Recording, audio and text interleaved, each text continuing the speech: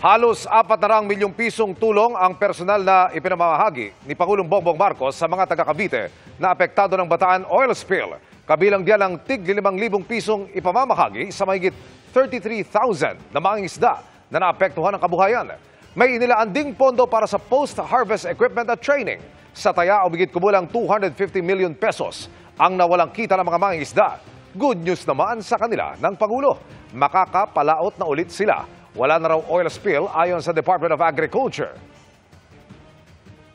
Nasabihan lang ako ni ating Secretary Kiko Laurel ng DA na mula ngayon ay maari ng mangisda, wala ng oil spill, pwede nang ituloy ang inyong hanap buhay. Asahan po ninyo na ang pamahalaan ay gumagawa ng mga hakbang upang malibsan ang pinsala na inidulot ng mga insidenteng gagaya nito.